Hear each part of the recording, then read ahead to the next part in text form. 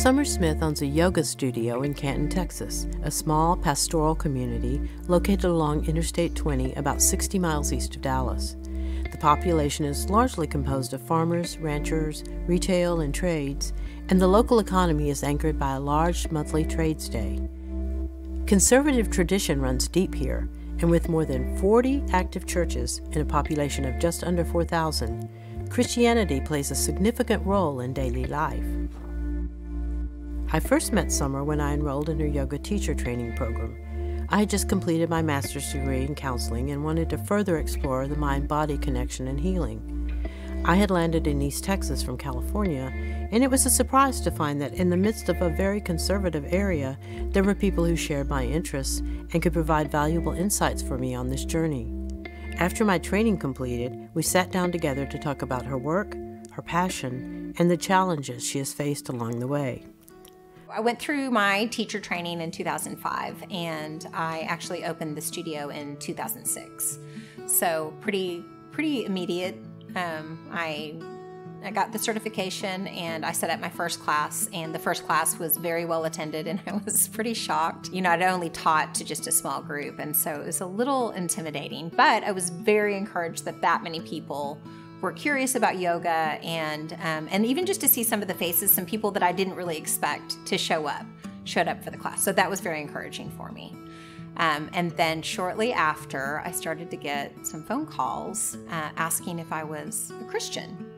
And I was taken aback just a little bit. I know where I live and I know it's the Bible Belt, but it didn't really matter to me what my faith was because I wasn't touting religion. I was teaching yoga. And I'm not saying that it's not spiritually based, but it doesn't really matter what path you're on. There's not all these avenues to heaven. Either Jesus is right or he's not. There is no other legitimate faith that Jesus Christ is the only way to salvation and through faith in him. That's the Christian faith. Fundamental interpretations of faith have shaped the traditions of small, close-knit communities in powerful ways. In many cases, even minor deviations from these traditions can be painful. Jessica Davis has strong connections with her community and with the Christian faith as well. When she decided to become a yoga teacher in Summer's studio, she felt the conflicts firsthand. I did question my involvement in yoga, and at one time I had a battle within because I was questioning, making sure that it was right. I know when I had asked to leave, it was heartbreaking, to her. It was heartbreaking to me because I really wanted to do it. And then I went home and I prayed about it and came to the conclusion after all my prayer and thought that it was not gonna change that faith. When I started teaching, I had every manner of student that came through the door. But I remember during my own teacher training, my teacher said to me that almost everybody who comes to the mat is broken. They come because they're searching for something. And some people love the idea of yoga, and it's very trendy, but most people find themselves coming to yoga as kind of a last-ditch effort. Either there's some pain that they can't get past physically, or they're depressed and emotionally they can't move past it, and someone has mentioned to them that maybe yoga or meditation would be good for them. But they're almost always suffering in some way. And so when they walk in the door, I recognize it because I was in pain. I had a bit of a rough upbringing that started around the age of 4. And then very similar circumstances happened again when I was 10 and then 15. I was a gymnast, and then I was in cheerleading, and then I got into pageants because all of my life had been about my exterior, what I looked like, and that's where I got my praise. Like any person, I think, who is praised for one particular thing, you develop that. And unfortunately, sometimes it becomes your worth. And so even though I was accomplished on the outside, I was dying on the inside. My mother was a single mom after they divorced. I spent a lot of time with other families. And when I did, of course, whoever I was with at that time, I would go to church with them. So I had the experience of getting to go to just about every kind of church you could imagine. So Church of the Nazarene, Baptist, Methodist, Catholic, synagogue. I got to experience it all. What I discovered was that nobody could really decide who was right. But for the better part, there were a lot of underlying similarities. And I found all of those things easy to swallow, but everyone else was always saying that their religion was the only way, it was the path, and theirs was right. Everyone was very concerned with saving me. And to tell you the truth, they seemed like they really loved their faith, and so I was open to it. I was baptized 3 times. It's not that I didn't give it a chance. I gave it a chance. I really did. It just never resonated. And then every time I would go to cheerleading camp, the girls would all corner me. We'd be in somebody's hotel room, and there was always a mom there as well, and they were like, let's save summer. And I really was curious about what they were talking about. And so I'd say, okay, I would say the words. They would, and I kept waiting for something to happen, and nothing ever happened. I didn't feel a change. I didn't feel anything.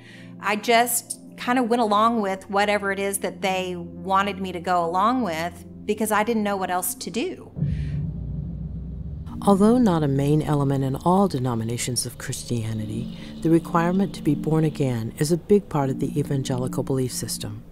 In many smaller, somewhat isolated communities, this form of Christianity is a powerful part of community tradition and has affected the affairs of entire populations for a long time. If it wasn't authorized by your grandfather or your pastor or somebody, then it's wrong. And I was brought up to never question anything that I was taught. You never question it. If you look over here, you're going to let that infiltrate into your mind. So it's of the devil. I mean, honestly, it's of the devil. Hellfire damnation scared me to death.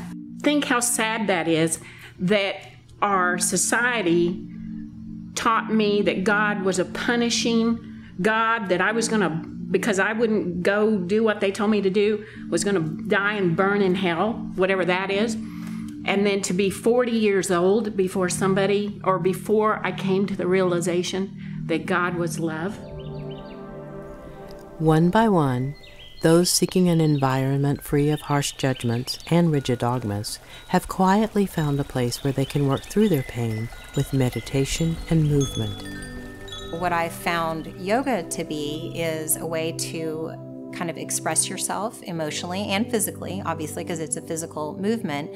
But our bodies are moving trauma through the limbs and through the breath on a continual basis. And that's why the movement and the practice itself is very cathartic.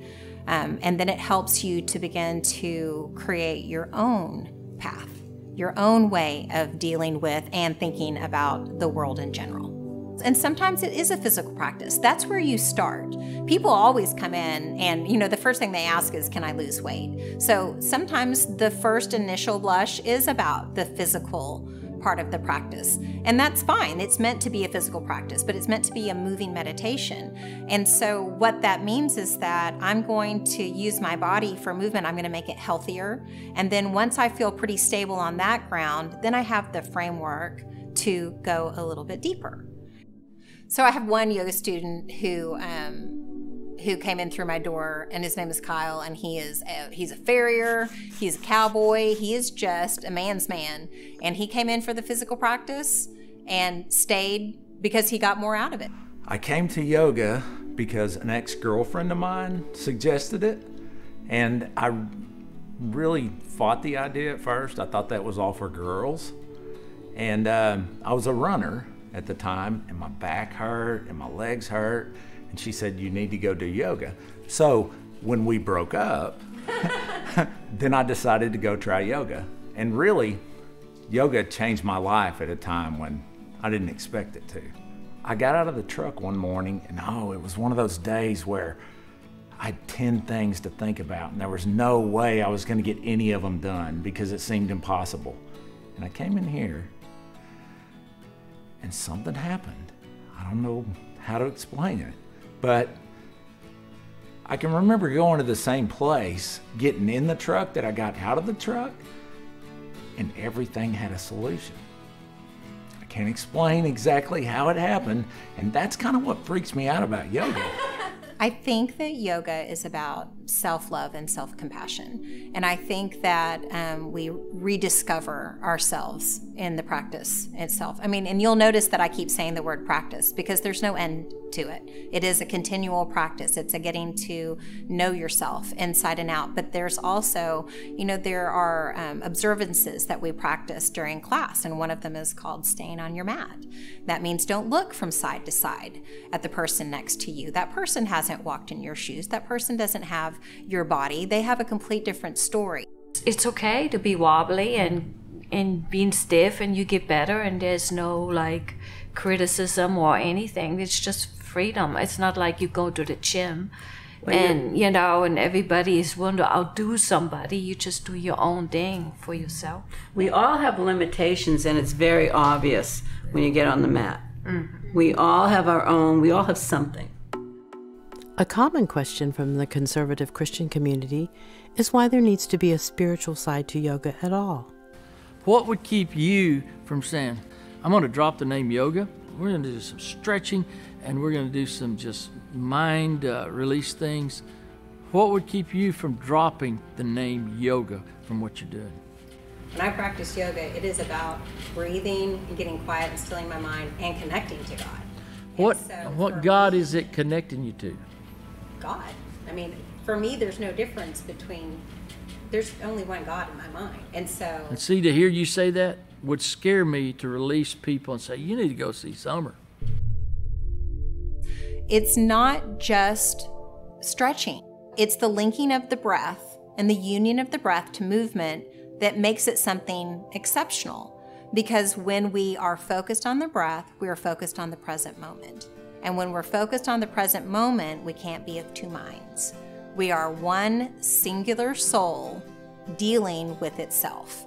Okay, and then we can start to process the emotions that come in, the thoughts that come in. We're able to analyze ourselves in a way that we can't if we are simply doing physical exercise. The philosophy itself, and it is a philosophy, people a lot of times confuse philosophy with religion. There is no dogma in a yoga class. There is a philosophy. There is a way to experience self as you're moving through the postures that sets it apart from every other form of physical activity. That's what yoga offers. While practitioners of yoga see the connection of mind, body, and spirit as evolving and interactive, evangelicals tend to interpret the concept of spirit somewhat differently. So let's put it this, if a body is, that's the way I look at you, your flesh, your ears, there's Summer. Yeah. That's our body. That's the way we relate to the external world. Our soul, it's going to last forever. That's the me that makes me me. That's my personality, my volition, my will. So far I'm the same. Okay. And then my spirit. That's the part of a person the Bible says is born spiritually dead until we have that rebirth through the Holy Spirit coming in because of a belief in Jesus Christ that He brings us to. We don't. So there's the difference. That's the difference. Okay, so we've talked ourselves into an answer. Yeah, that's the difference. I didn't know that, but yeah. That's the spirit. So that's the part that gives us the ability to relate to God. Even as church attendance remains strong in some congregations, an increasing number of parishioners have become uncomfortable with doctrines they feel have limited their spiritual growth. They retain their faith, but have sought their connection to God elsewhere. When we moved here, before we even moved in and the neighbors came over, and I live about 13 miles east of here, the first thing they asked was, and which church do you go to? Where are you plugged in?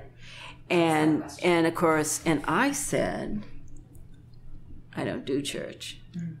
And they were, my husband couldn't reach me fast enough to strangle me and say, you shouldn't have said that. But I mean, it was an honest reaction. I don't. I did for many, many years of my whole life was wrapped around that Catholic faith.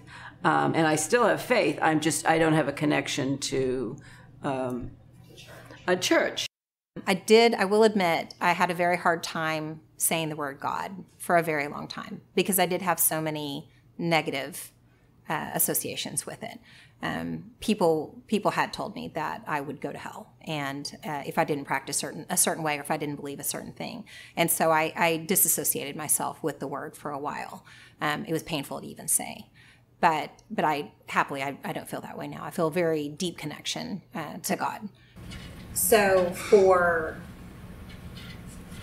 a person who's been told many times, because I don't believe the same way that someone else does, that I'm going to hell, or that I will have no place at God's table or in heaven, because I don't believe the same way. Mm-hmm.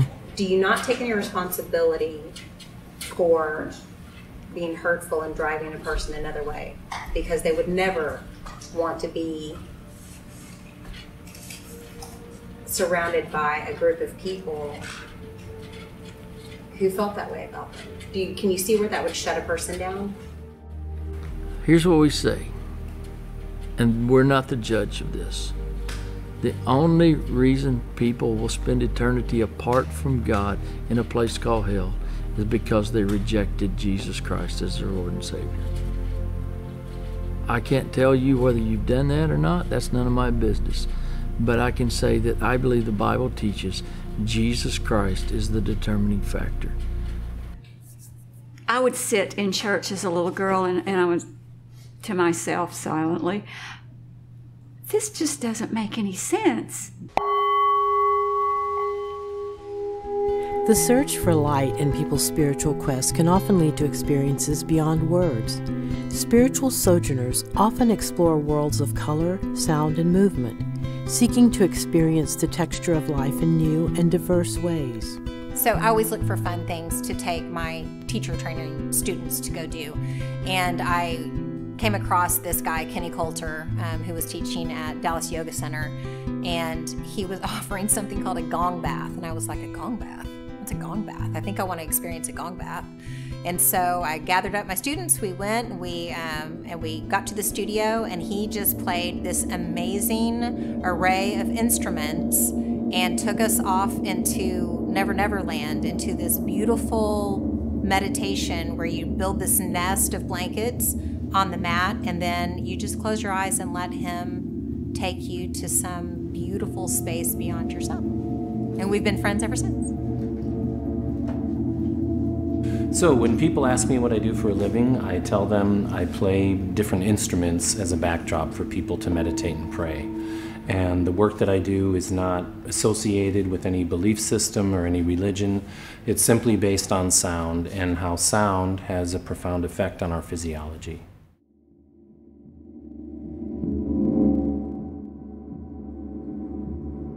There's something called a shamanic state of consciousness, and what that is that by listening to a simple repetitive rhythm, it helps our mind disengage from our normal thought patterns.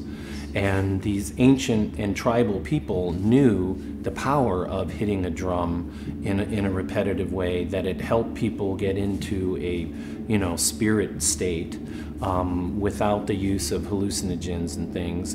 And so I feel that this is really an extension of that. And I especially think in our society right now, when we glorify busy and we don't know if we're coming and going, we don't take enough time to simply be. And whether it's you listen to people playing gongs and bowls and all that stuff, or you're listening to Vivaldi, it doesn't matter. It's people need to find what they need to find in order to quiet their mind. I know that there are people that go through their entire lives without even having a glimpse of not being able to shut off what they call in the East as, the monkey mind, that we all have. We're all thinking, what are we going to have for dinner? And what are we going to do tomorrow at work? And I'm rehashing an argument that I had with, a loved one from 3 years ago. It's still kind of playing a loop in my head. In Fort Worth, in the last 2 years, there's 5 yoga studios that have opened up. And so I think that is the indication that people are looking towards yoga as a spiritual practice, as a place where like minds, and there'll be a sense of community. And quite frankly, and I hope I don't upset anybody with this, is that I feel that people, and I'm just going to use my experience from the Chicago area, that people have been kind of migrating away from the church because they're not getting spiritual nourishment from it. And so people are seeking. They're looking for ways to feel more connected to themselves. They're looking for ways to feel more connected to their families and to have a lifestyle and a practice that they can take with them. While some remain concerned about the presence of a yoga studio in Canton, others have found something they've been seeking there and have begun to build a community of their own. What I love to see happen is people get back in touch with their spirituality. They're able to have a relationship with something greater than themselves because they've been told that they can. Not everybody gets to hone in on this, you know. A lot of people never get the opportunity, or they're scared. They're afraid of the unknown, and they don't want to try something new, you know. And in this little small East Texas area that I've always lived in, you know. So the beautiful thing that I get to witness from my viewpoint at the front of the class is people making a connection with spirit again. So it might start off just, again, as a physical practice, but eventually they get back in touch with whatever it is that, you know, that they feel created them. And they have to insert that name themselves. That's not my job. My job is to help you heal yourself through contemplation. Above all, those who gather at Yama Yoga and places like it are seeking community, a space where they can join ideas and share their energies into a chorus of spirit, a place where their desire to do good can find a synergy that enables accomplishment. Somebody asked me the other day how Yama was making it in this small East Texas community of 3,000 people. And so I really had to give it some thought. So what was the difference between you know, what was going on at Yama and other studios? And truthfully, I think that I started out in the community doing good work. I was a member of Lions Club, and I was active at the library and read to the kids. I volunteered and was homeroom mother at my kids' school. And then any volunteer project that came up, I was on the committee. And so there was some trust that was built up. So whenever I started working with Yama, I think that I was very vulnerable because I had just gone through teacher training, and it's like this breaking down of your old self, and then you're kind of resurrected anew. The authentic self comes to the surface, and it's very transformational. And all of your past pain comes back to serve you because now you recognize other people's pain, and then you can help. Because you've been there, you know what to do, you know how to move forward. And then the sense of community begins to form. And people are attracted to your light. They're attracted to your goals of being service-oriented. And they just want to be around it. They want to be a part of something that's bigger than themselves. And so when the tornadoes came through, we had 8 tornadoes that hit all at once. This place was kind of, you know, ground zero for my yoga community. And they came out of the woodwork just wanting to help. So some had churches that they belonged to, and others didn't. Others wanted to serve, but they didn't have a community. So this was their community, and it cemented our bond even more because they had an outlet to serve and to give and to be a part of something, again, greater than themselves. And I think, honestly, that's what yoga does. Every studio kind of creates community. And people feel a part of something. And if I'm honest, that's really all people want, is to be a part of something and to be accepted and loved and appreciated. This is my family. You know, y'all are my family. Yeah. Spend a lot of time with you guys. You've mentioned your journey. You're about to move again? Again, for the 10th time. But this time's the last time. We really are moving. This is it. I opened in 2006. I've had 10 different studio spaces because I just kept thinking that this is the one, and I have a good friend, Tenny, and she would always come in. She's like, this isn't the one. This is great, but you're not going to stay here very long. And I'd be like, and so finally, after 12 years, we have decided to gut a warehouse that we have. It's 4,000 square feet. It's on 2.2 acres. It's got a pond and it's accessible from the highway. We've just gutted it and we're creating a new studio and a wellness center where we're going to do vibrational healing, and we'll have our infrared sauna and the massages and aroma touch and all these different kind of holistic healing modalities so that our clients can experience how to be healthy, not just with the goal of looking good, but being healthy, that their tissue is healthy, that their digestive system is working properly, that their muscles are being worked and stretched and flexed. And then when we've done too much of it, then going and getting in the massage or getting in the sauna and taking care of yourself. But we've gone from, I think it was my first studio was 500 square feet to 1,600 square feet. So something is happening. Something is making sense to people in this community where they're valuing what they're getting here because it continues to grow. And if it didn't have value, it wouldn't grow. On the day of the move, the students of Yama Yoga arrived with high spirits and boundless energy. The sense of community was evident, and at the formal opening a few days later, a large crowd participated in demos and met with studio staff. For summer, it was all about the teachers and students who had made it their own. Well, I think that Yama's a part of the community now. And at first, maybe it was, we were curious about each other, these different personalities and these different ways of looking at life. But now we're kind of enmeshed in the community, and I think that there's probably a bit of a mutual respect. Now, I'll walk my path and you walk your path, and really they are very compatible. And so I feel like that we have a really genuine understanding of one another. I think that there's so much variety in the world, and that if we were meant to experience life exactly the same way, there wouldn't be so many differences. There wouldn't be so much variety, and I think we need to honor that. I think we need to recognize that.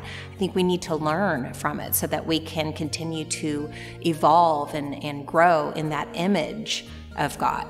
So I think that maybe it might be time for us to embrace our differences and really understand that life is about variety, and that your path is your path and mine is mine, but it doesn't mean that yours is wrong and mine is right. They can all be right. They can all be right. The conversations are more interesting when you hang out with people that you don't agree with, as long as, we're all respectful and being patient. And I'll hit a bowl like this, and so many times I've heard absolute strangers, there'll be 30 people in a room and they'll go, oh, this is a call to prayer. But I think we're here today for a reason. I think we'll have another conversation. I'm looking forward to it. It seems like it's been a very empowering experience for you. Yeah, but it's so simple. Just show up. Yeah.